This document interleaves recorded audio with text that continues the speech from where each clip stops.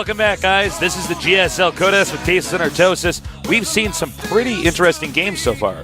I like the build MarineKing did. It was really smart. Why are you looking at me like that? I'm just trying to freak you out. I'm sorry. I know, man. He was giving me these, like, seductive eyes. Like, I can't even put my finger on it. I was just trying to talk about MarineKing's build and how I loved it. It was really smart. Yeah, it was a cool little all-in. And it's different from your normal one-base all-in because it's engineered to look like it's going to be an expansion build. Yeah. That's what's really cool about it. Yeah. And it's stuff like that is just so cool. And we're going to see more and more of that in the future, of course, as people understand the game more and more. It's specifically good against a player like Curious, who's supposed to be very smart. So if you're playing a smart opponent, you can trick them more easily. You could not do that against a bad player. Yeah, you don't want to try to trick a bad player. Like, you do a build like that on the ladder, he'll just have like a bunch of roaches or something, and you'll be like, what? Like, you weren't even attacking me with roaches? So you didn't even look at what I did you? Yeah. I concocted this beautiful lie to you, and you actually aren't even paying attention. Yeah. Roaches. Well, all right. TVT, the greatest Terran of all time against possibly, dare I say, the most popular Terran of all time? You may say that, Tasteless. This is definitely, I would say, without any doubt, MVP's the best Terran ever in Starcraft 2, And MarineKing is just completely loved by everyone. And, I mean, he just is. He's a great guy. So we've been invaded, Artosis. I see Doa and Kaldor have stepped into the studio. They have indeed. They're looking muscles, good, too. Knocking people out of the chair. I know, seriously. Jesus. I want to see him arm wrestle Nestea. I think his arm might not be broken when Nestea slams it against the table. And wouldn't that be an amazing feat of strength? Looks like the game has started. MVP against MarineKing. Can MarineKing upset MVP? Or is MVP going to breeze out of this group as any sane person would expect? Let's find out. Here at the GSL, Codas, at GOMTV.net. I got to bungle that out, Joe. We still got shots of the players. That's what I'm saying. I'm sorry, guys. It's fine. All right, we had a shot of a Marine. Okay. We're on. In the red, the Game Genie Terran. His ID. I am MVP. And there is MVP. He always looks so kind of collected at the start of a game. It's interesting to see. He does. He's calm, man. In the blue, MarineKing Pride. We had a serious roar in the audience. She is so excited, man. Yeah, that girl is excited. Oh, an MVP proxying a barracks. Oh, look at that art. Oh, that's tasteless. Look at what Artosis is. I am a Dorito chip. I made out of Doritos, and you were a Dorito chip with a side blade. I think I was a medic. I don't know. I look like a StarCraft 1 You medic. could be my hot medevac girl. Ooh, yeah. A medic and a zealot. Could it be? Could it happen? Could it happen? There's videos somewhere on the internet. Now, we have the barracks almost completed now. And I think MarineKing is going to be completely caught off guard. I think this might actually cost him the game. Well, you know, it could. How many Marines is he going to make? The one thing you have to keep in mind with a proxy barracks build, a tech lab being put on. Ooh, this is going to be really interesting. It could be Marauders, because Marauders do have one more range than Marines and a lot more hit points. But, of course, Marines are good against Marauders. So there's a lot of interesting things that could happen here. It could even be Reapers. Will he build more tech down there as well? It's hard to say. Marauder. All right, this is scary because, Terran is such a fragile race early on when they do a build like MarineKing is doing. Yeah, and in fact, he's getting double gas. He's not making another Marine. Oh, my God. If MVP makes 2 Marauders and goes with 2 and Concussive Shell, he can kite against Marines pretty darn well. Yeah, that's a really good point, actually. Yeah. And I don't know if MarineKing is going to be completely prepared to watch. He's just going to start going tasteless, and this is going to scare MarineKing. And look at this. MarineKing going to lose that first Marine, a lot of health left, and has to cancel and realizes that he's in trouble. And, oh, my God, that Marauder just kind of slid into there. Starting to go to work on this barracks, just putting on some sort of pressure right now. The thing you got to watch out for, though, Tasteless, is the fact that SCVs are very good against Marauders.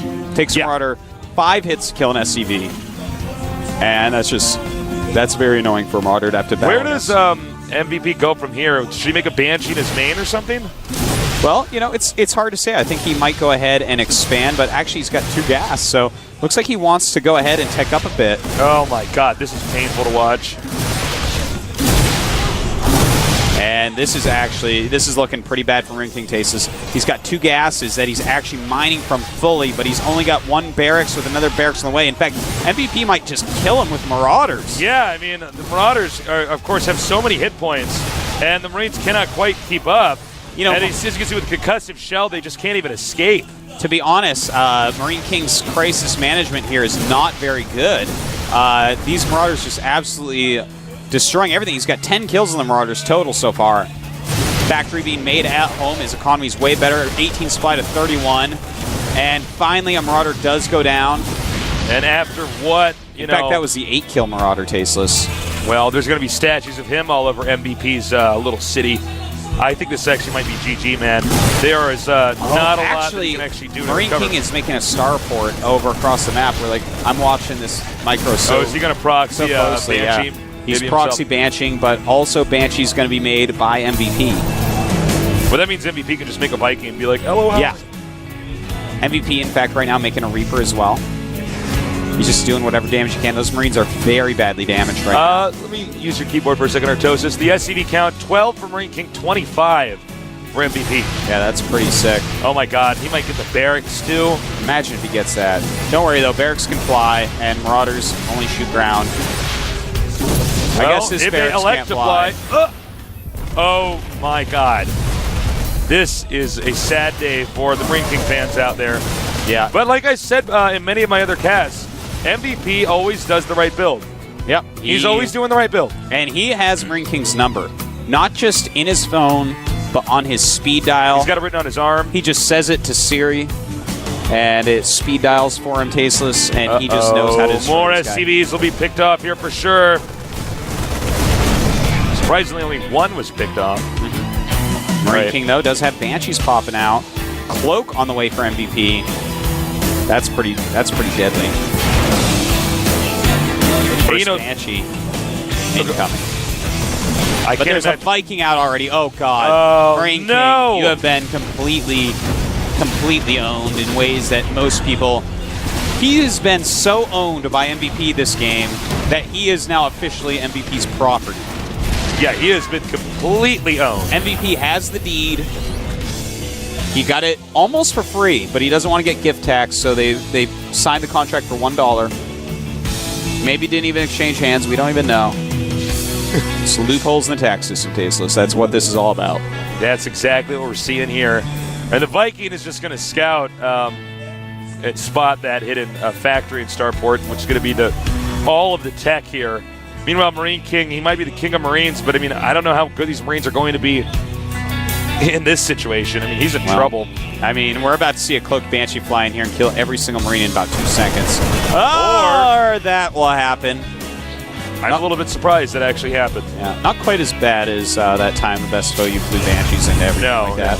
He did try to get away at least. No, the best foe use Banshees. They like crash into a light pole and then they come out of the car door and throw up because they've been drunk driving. It's a terrible sight to see. Yeah, it's pretty bad, man. Well, I guess he's just going to send the Marauders back home. Kill that free SCV, controlling the Zelnaga Watchtower. And, well, he even manages to salvage the bunker. We didn't get a shot of this, but he did manage to salvage that. God, this is painful. Maybe MarineKing is just not able to accomplish anything beyond that Banshee. Yeah, it's pretty bad, man. The Siege Tank trying to get away right now. And, I mean, MVP just has so much.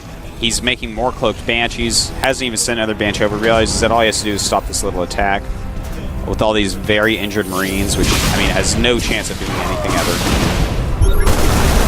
Well, another Banshee kill there. Snipes that right there, yeah. And he has actually driven himself all the way back to MVP's base. Take a look at the supplies here. It's not as far up as you guys would think. It's 60, excuse me, for MVP to the 51. of MarineKing. Yeah. And in fact, 28 SCVs against 22, which is kind of surprising. MVP just hasn't been making SCVs that much. Now we have all the SCVs of MarineKing moving up across the map. Bit by bit. Bit by bit. He's moving up. And this means this game is going to end one way or the other. It will not go on for much longer. Yeah. Meanwhile, a Banshee being sent towards MarineKing's base, which means this has to work. It absolutely does have to work. Will it work, though? Absolutely not. Yeah, look at that concave. From going to slaughter this off. Easy peasy lemon squeezy. No problem, Bob.